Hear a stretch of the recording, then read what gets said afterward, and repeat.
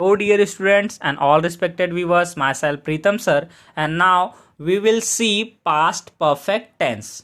तो dear students आज हम पास्ट परफेक्ट टेंस देखेंगे। पास्ट कॉन्टिन्यूअस टेंस तक हम देख चुके हैं।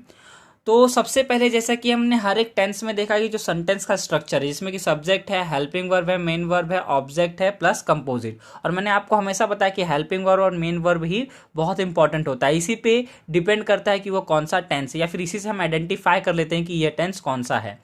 तो आइए अब हम इसका पहचान देख लेते हैं कि पास्ट परफेक्ट टेंस इसकी जो पहचान है वो क्या है। तो यदि हिंदी वाक्य के अंत में चुका था, चुके थे, चुका था या ये सब यदि आ जाए तो उसे हम कहेंगे कि ये पास्ट परफेक्ट टेंस है। Dear students, past perfect tense मतलब क्या कि जो काम पास्ट में हो चुका है। तो यहाँ पर जो इंडिफिनिट है और परफेक्ट है, अगर आप माइंड करोगे तो देखोगे कि एक जैसे, लेकिन यहाँ पे डिफरेंस होता है। और ये टेंस का जो स्ट्रक्चर, हम सेंटेंस का स्ट्रक्चर देखेंगे, ये भी थोड़ा सा अलग है, तो इसे बड़े ध्यान से देखिएगा। और यदि इंग्लिश सेंटेंस में अगर आपको पहचानना है तो उसमें हैड होता है, हैड प्लस वर्ब का थर्ड फॉर्म। डियर स्टूडेंट्स, हमेशा याद रखिए कि जब भी परफेक्ट आ जाए, सिर्फ परफेक्ट की बात कर रहा हूं मैं, चाहे वो प्रेजेंट का हो, पास्ट का हो, चाहे फ्यूचर का हो, तो हमेशा उसके साथ वर्ब का थर्ड फॉर्म ही लगेगा। और यहाँ पे पास्ट परफेक्ट टेंस में जो हेल्पिंग वर्ब होती है हैड, और ये जो हैड है ये ऑल सब्जेक्ट के साथ लगेगी, क्योंकि यहाँ पे दूसरा कोई हेल्पिंग वर्ब नहीं है। चाहे वो आपका सिंगुलर सब्जेक्ट हो, चाहे प्लूरल सब्जेक्ट हो, आई हो, सभी के साथ सिर्फ हैड ही लगेगा। तो आइए स्टूडेंट्स हम सेंटेंस वाइज चलते हैं। तो पहला जो हमारा होता है असर्टिव सेंटेंस, जिसे डिक्लेरेटिव सेंटेंस भी कहते हैं, उसमें पहला हमारा है अफर्मेटिव सेंटेंस। तो अफर्मेटिव सेंटेंस में इसका स्ट्रक्चर देख लेते हैं। तो डियर स्टूडेंट्स, मैंने अभी आपको बताया था कि इसका जो स्ट्रक्चर होगा थोड़ा सा अलग होगा। तो आप लोग देख सकते हैं कि यहाँ मैंने दो स्ट्रक्चर लिखे हैं, और इस स्ट्रक्चर में जैसा कि हमने सेंटेंस का स्ट्रक्चर देखा है कि subject plus helping verb, main verb और ऑब्जेक्ट प्लस कंपोजिट होता है, बट यहाँ पे उसके बाद ये तो हमारा है ही है, इसके साथ conjunction plus subject plus verb का सेकेंड फॉर्म और ऑब्जेक्ट भी जुड़ा है। तो डियर स्टूडेंट्स, यहाँ पर इसके साथ एक और क्लॉज होता है जो कि काम हो चुका होता है, उसके बाद या उसके पहले ये सब चीज़ें हो चुकी होती हैं। तो अगर पहले आपको दिखाना है तो हम बिफोर यूज करते हैं, और बाद में दिखाना है तो कंजंक्शन हम आफ्टर यूज करते हैं। डियर स्टूडेंट्स, जो ये कंजंक्शन है ये आपने पार्ट्स ऑफ स्पीच में देखा हुआ है कि कंजंक्शन क्या होता है। यदि आपको कंजंक्शन के बारे में नहीं पता तो पार्ट्स ऑफ स्पीच में जाकर के उसे देख लीजिए, मैंने पूरी समरी दी हुई है। और अब मैं कोशिश कर रहा हूँ कि जल्दी ही हर एक पार्ट्स का भी वीडियो में अपलोड करूँ। तो आपको अगर नहीं पता तो वहाँ पे जा करके देख लीजिए। कंजंक्शन मतलब लिंकिंग वर्ड होता है, ये दो सेंटेंस को, दो वाक्यों को जोड़ देता है। कनेक्टिंग वर्ड्स भी आप कह सकते हो उसे। और अगर दूसरा स्ट्रक्चर में देखूं तो इसमें देखिए कंजंक्शन आफ्टर है, तो जो इंडिफिनिट टेंस है प्रेजेंट का वो पहले आ जाएगा। देखिए सब्जेक्ट प्लस वर्ब का सेकंड फॉर्म, वर्ब का सेकंड फॉर्म कहीं पर भी आ जाए तो हमारा होगा past indefinite tense. Then object है, फिर कंजंक्शन आफ्टर लगा, उसके बाद हमारा यहाँ से स्टार्ट हुआ है पास्ट परफेक्ट टेंस, जिसमें सब्जेक्ट है, हैड है, वर्ब का थर्ड फॉर्म है, ऑब्जेक्ट है और कंपोजिट। डियर स्टूडेंट्स, ये तो हमने स्टडी के लिए ले लिया है, बट अधिकतर ये इंडिपेंडेंट भी आता है। ये जो टेंस है इंडिपेंडेंट भी आता है जब आप अपने टेक्स्ट बुक में पढ़ोगे तब। और इसके बाद देखिए मैंने एक नोट भी दिया है आपको, नोट में दिया है देयर इज टू क्लॉज। वहां पे दो क्लॉज हैं, एक प्रिंसिपल क्लॉज है और एक हमारा सबऑर्डिनेट क्लॉज है। तो ये प्रिंसिपल क्लॉज और सबऑर्डिनेट क्लॉज, इसे हम बहुत अच्छे तरीके से पढ़ेंगे जब मैं आपको क्लॉज पढ़ाऊंगा। तो फिलहाल हम फोकस करते हैं टेंस पे ही।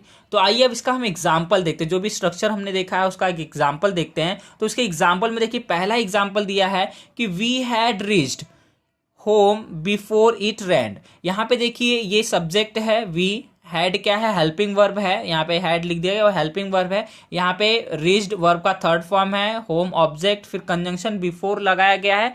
इट रेंड, इट सब्जेक्ट है, रेंड वर्ब का सेकंड फॉर्म है। तो जैसा हमने ऊपर देखा था, तो बारिश होने से पहले, बिफोर मतलब होता है पहले, तो बारिश होने से पहले हम वहां घर पहुंच चुके थे। तो बारिश अभी शुरू नहीं थी, उसके पहले हम घर पहुंच चुके थे ना, तो वही चीज यहां पर बताने की कोशिश की है। अब यहाँ पे देखिए दूसरा जो है example, the train had started before I reach the station. मेरे स्टेशन पहुंचने से पहले ही क्या हो चुकी है, ट्रेन स्टार्ट हो चुकी थी। सॉरी, मैंने शायद ऊपर चुका है कह दिया था, चुकी थी होगा वहां पर। तो ट्रेन स्टार्ट हो चुकी थी मेरे स्टेशन पहुंचने से पहले। देन यहाँ पे थर्ड वन है कि Ram went to school after he had learn his lesson. अब देखिए ऊपर तो दो एग्जाम्पल हमने देखे थे, तो कंजंक्शन बिफोर लग रहा था, तो इसमें परफेक्ट वाला जो टेंस था वो पहले था और इंडिफिनिट वाला बाद में था। लेकिन यहाँ पे देखिए वेंट, वेंट क्या है, गो का सेकंड फॉर्म है। डियर स्टूडेंट्स, थोड़ा सा टफ होता है इंडिफिनिट पास्ट का, क्योंकि उसमें वर्ब का सेकंड फॉर्म दिया होता है। बट आप जितनी ज़्यादा प्रैक्टिस करोगे उतना आपको पता चल जाएगा कि फर्स्ट फॉर्म कौन सा, सेकंड फॉर्म कौन सा है। तो ये गो का सेकंड फॉर्म है वेंट।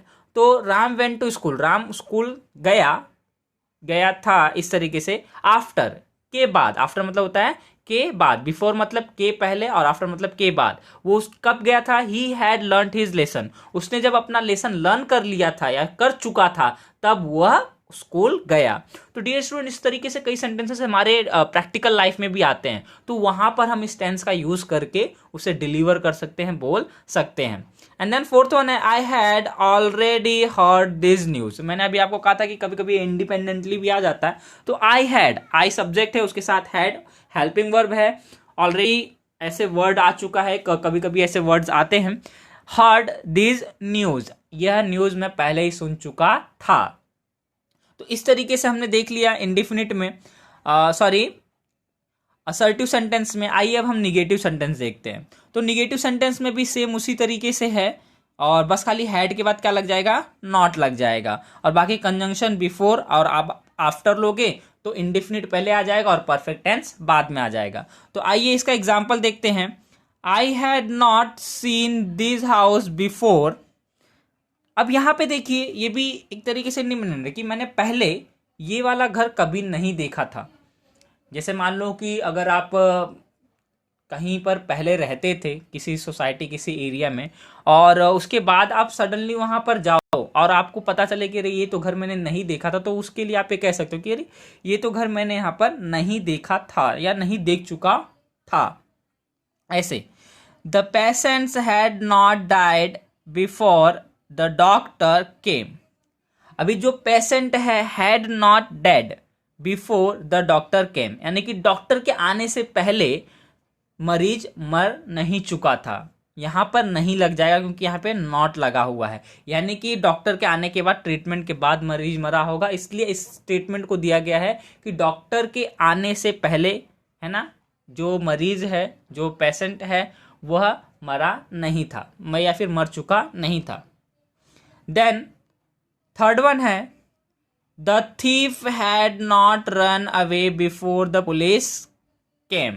अब यहाँ पे द पुलिस केम, ये हमारा इंडिफिनिट है, और the thief had not run away, यानी कि जो चोर थे वो भाग नहीं चुके थे पुलिस के आने से पहले, यानी कि पुलिस उन्हें पकड़ सकती थी, क्योंकि पुलिस जब आई उसके बाद वो लोग भागे होंगे। तो ऐसे इंसिडेंट को दिखाने के लिए हम कौन सा टेंस यूज करेंगे, तो पास्ट परफेक्ट टेंस यूज करेंगे, जिसमें कि पास्ट इंडेफिनिट भी बिफोर और आफ्टर के साथ हम लोग यूज करते हैं। देन हम फोर्थ पे आते हैं, the teacher had not finish the course before the examination begin. Dear students, ये काफ़ी परेशानियां होती हैं, और इस बार तो लॉकडाउन के चलते ये तो डेफिनेटली होने वाला है कि जो टीचर होंगे वो नहीं कर चुके होंगे या फिर नहीं कर चुके थे जब एग्जामिनेशन स्टार्ट होने वाला था, उसके पहले ही सिलेबस हमारा क्या हुआ था, कंप्लीट नहीं हुआ था, अपना जो कोर्स था वो कंप्लीट नहीं हुआ था, फिनिश्ड नहीं हुआ था। तो ये चीज आप यहां पर ऐसे दिखा सकते हो। देन अब आते हैं हम इंट्रोगेटिव सेंटेंस में। तो डियर स्टूडेंट्स, इंट्रोगेटिव सेंटेंस में आप लोगों को पता है कि पहला वर्बल क्वेश्चन होता है, और जिसे कि यस नो टाइप क्वेश्चन कहते हैं। देन हमारा WH टाइप क्वेश्चन होता है। तो वर्बल क्वेश्चन में स्टार्टिंग में हमारा क्या लगता है, हेल्पिंग वर्ब। तो इसमें हेल्पिंग वर्ब क्या है, हैड। तो had plus subject plus verb का थर्ड फॉर्म। अब यहाँ पे देखिए कंजंक्शन हमारा लगेगा जो कि बिफोर है, और सब्जेक्ट प्लस वर्ब का सेकेंड फॉर्म ऑब्जेक्ट, और उसके बाद हमारा क्या लगेगा, क्वेश्चन मार्क लगेगा। तो यहां पर देख लेते हैं, the bell had the bell rang before I reach the school. अब कभी कभी होता है ना, आप लोग भी ऐसे क्वेश्चन पूछ सकते हो कि अपने दोस्तों से कि क्या मैं बेल बजने से पहले पहुंच चुका था। तो इस तरीके से सेंटेंस, सॉरी, मेरे स्कूल पहुंचने से पहले क्या बेल बज चुकी थी, ये क्वेश्चन यहां पर होगा कि क्या मेरे स्कूल पहुंचने से पहले बेल बज चुकी थी। तो अगर बज चुकी होगी तो यस, नहीं बज चुकी होगी तो नो आंसर होगा। Had they taken tea before the sun rose. Before the sun rose, यहाँ पे देखिए द सन रोज क्या है, ये इंडिफिनिट टेंस है, पास्ट का इंडिफिनिट है। और उसके पहले क्या पूछा था कि हैड दे टेकन टी, क्या उन्होंने चाय ले ली थी? तो आंसर अगर उन्होंने ले ली थी या ले चुके थे तो यस, नहीं ले चुके थे तो नो। तो इस तरीके से इसमें क्वेश्चन पूछा जाता है। डियर स्टूडेंट्स, थोड़ा सा ये टफ जैसा लग रहा होगा आपको, बट डोंट वरी, जब हम एक्सरसाइज करेंगे या तो फिर जब हम कहते हैं ना इसे एग्जामिनेशन में जब इसे फेस करेंगे हम, तो इस तरीके से कुछ नहीं होता, ये इजीली हम जैसे बाकी सब टेंस करते वैसे ही कर लेते हैं। इसके अंदर कोई ऐसा हमें बिफोर और आफ्टर लगा के करना नहीं होता, बट सीखते समय हमें ये ध्यान में रखना है कि ये टेंस जो होता है इसके साथ इंडिफिनिट का भी एक आता है, जिसके साथ ये लिंक होकर के पास्ट की जो हुई हुई बातें होती जो कि कंप्लीटली हो चुकी हैं उसको दिखाते हैं ये। देन थर्ड एग्जाम्पल ये है कि had we not reached the bus stand before the bus started, क्या हम बस के शुरू होने से पहले बस स्टॉप पर या बस स्टैंड पर नहीं पहुंच चुके थे? तो ये आप लोग क्वेश्चन पूछ सकते हो और इसका आंसर भी आप अगर पहुंच चुके थे तो यहाँ पे नॉट बोला है तो यस, और नहीं पहुंचे थे तो नो। सॉरी, नॉट लगा है तो अगर पहुंच चुके हो आप तो यहाँ पर नो होगा, और नहीं पहुंचे थे तो यस होगा। चलिए आइए अब WH टाइप क्वेश्चन पे आते हैं। तो WH टाइप क्वेश्चन में जो भी WH टाइप वर्ड्स हैं आप लोगों को पहले से पता है, then had plus subject plus वो आपका थर्ड फॉर्म ऑब्जेक्ट, कंजंक्शन यहाँ पर लगेगा। Most of the time conjunction before ही यूज किया जाता है, बट कुछ चीजें अगर आफ्टर में हुई होती हैं तो जो हमारा सेकेंड पार्ट है सेंटेंस का या फिर जो सेकेंड सेंटेंस है उसमें वो आपका कहाँ पे आ जाएगा, पहले में आ जाएगा। सब्जेक्ट प्लस वर्ब का सेकंड फॉर्म, देन ऑब्जेक्ट और क्वेश्चन मार्क। तो dear students, WH type question है, इंट्रोगेटिव सेंटेंस, तो क्वेश्चन मार्क इंपॉर्टेंट है। तो आइए और अब हम देखते हैं, इसमें देखिए कंजंक्शन आफ्टर वाला भी दिया हुआ है, यहाँ पे देख लेते हैं कि क्या क्या दिया है आप लोगों को एग्जाम्पल में।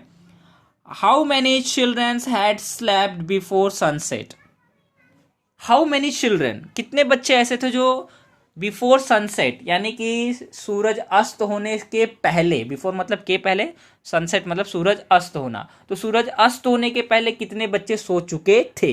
तो जितने बच्चे सो चुके थे उतने का यहाँ पर आपको नंबर लिख देना है। Then which song had that girl song before we came, before मतलब आपको बताया मैंने के पहले, तो वी केम मतलब हमारे आने से पहले कौन सा गाना वो लड़की गा चुकी थी, यहाँ पे चुकी थी होगा, तो जो गाना वो गा चुकी थी यहाँ पर एज आंसर होगा। Why had you written a letter before I slept, तो आपने लेटर क्यों लिखा मेरे सोने से पहले, आई स्लेप्ट मतलब मेरे सोने से पहले आप लेटर क्यों लिख चुके थे, इस तरीके से क्वेश्चन पूछा गया है। देन फोर्थ वन है, what did the patient eat after the doctor had gone. अब after the doctor had gone, यहाँ पे the patient, what did the patient है, तो यहां पर ध्यान से आप देखिए कि ये इंडिफिनिट का है। डियर स्टूडेंट्स, मैंने आपको बताया जब कंजंक्शन आफ्टर आएगा तो सबसे पहले कौन सा सेंटेंस आ जाएगा हमारा, इंडिफिनिट का आएगा। तो यहाँ पे इसलिए हेल्पिंग वर्ब क्या लग गई है, डिड लगी है। तो वो जो पेशेंट था वो क्या खाया डॉक्टर के जाने के बाद, आफ्टर मतलब के बाद, तो जब डॉक्टर चला गया था तो उसके बाद पेशेंट ने क्या खाया, क्योंकि देखिए डॉक्टर मना करता है लेकिन जैसे ही डॉक्टर चला जाता है तो पेशेंट क्या करते हैं, अपने मनमानी कुछ भी खाते हैं। तो इस तरीके से यहाँ पे क्वेश्चन पूछा गया है। तो डियर स्टूडेंट्स, ये था आपका एक्सप्लेनेशन पास्ट परफेक्ट टेंस का, जिसमें कि थोड़ा सा कंफ्यूजन है, लेकिन आप अगर चाहेंगे तो इसे प्रैक्टिस करेंगे आफ्टर और बिफोर में, क्योंकि अब तक आप लोगों ने इतने टेंसेस पढ़ लिए, मतलब प्रेजेंट का पूरा देख लिया, फिर पास्ट कंटिन्यूअस तक देख लिया, तो आप लोगों को इजी होगा इसे। और इसमें आपको सेल्फ से अगर कुछ ऐसे क्वेश्चंस बना सकते हो तो आप बनाइए। इसकी एक्सरसाइज मैंने नहीं दी हुई है क्योंकि इस बार मैं चाहता हूं कि आप लोग खुद से बनाइए, लेकिन मैं कुछ एक्सरसाइजेस की कुछ क्वेश्चंस लेकर के जब मैं रिवीजन करूंगा तब इसमें मैं आपको कुछ एक्सरसाइजेस सॉल्व करके दिखाऊंगा। तो डियर स्टूडेंट्स, अभी के लिए सिर्फ इतना ही, हम नेक्स्ट वीडियो में मिलेंगे नए टॉपिक के साथ। तब तक के लिए गुड बाय, टेक केयर।